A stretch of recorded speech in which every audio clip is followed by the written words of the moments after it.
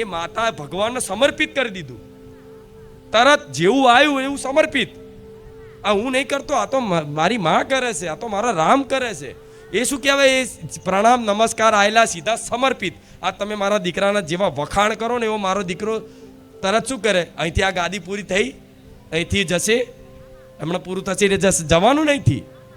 એ ઘેર જશે ને ઘેર જઈને તરત એવું કહેશે કે માડી આ બધી સેવા જેટલી થઈ, જેટલું પુણ્ય બધું જે મળ્યું એ બધું મારા પુણ્ય નહીં જોતા, કશું જ નહીં, આ બધી સેવા તને સમર્પિત. હું કશું કરતો નહીં, આ ત્યાં કર્યું, હવે ત્યાં તારું આ કાર્ય પૂરું થયું, લે વાત પૂરી.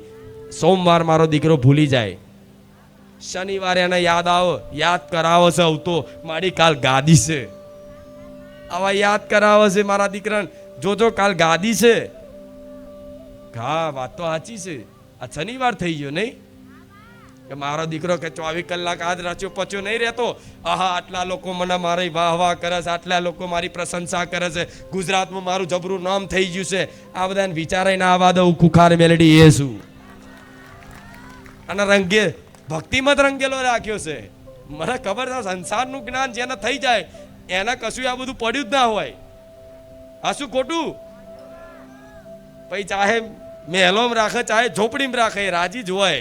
એનું નામ અસલ ભક્ત કહેવાય. મારે એવા બનાવવાના છે તમને. આ શું ખોટું? હા, એટલે કહું છું, અત્યારે નિંદા નહીં થતી, અત્યારે મારો કોઈ વિરોધ નહીં થતો, તો એવું ના હોય કે કાલ વિરોધ નાય થાય. ચાલુ કરે તે કોક સહન કરવો પડશે. આ શું ખોટું?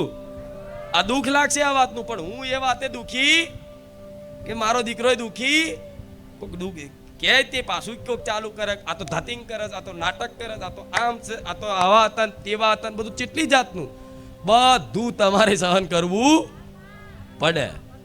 કેમ? આ સંસાર છે. એ ભગવાન જેવા ભગવાનને આરોપો નાખ્યા છે લોકોએ. આ સંસાર સીતા જેવી સીતા માતા પર મતલબ સંદેહ કર્યો છે આ સંસારી માણસોએ. ભગવાનની પત્ની સીતા માતા એના જેવું કોઈ પવિત્ર નહીં. એમની પર આંગળી કરીને સવાલો સંદેહ કર્યા છે આ સંસારે. કૃષ્ણ ભગવાન જેવા ભગવાન એમની લીલાઓ પર સંદેહ કર્યો છે આ સંસારે. તો આ સંસાર કોઈનો થતો નહીં. તો શું ભગવાનને ખુદ ના છોડતા હોય? મારો દીકરો ચઈ ખેતની મૂડી છે, ભગવાનને રચકણની ધૂળ બરાબર નહીં. આ શું ખોટું થાય ને?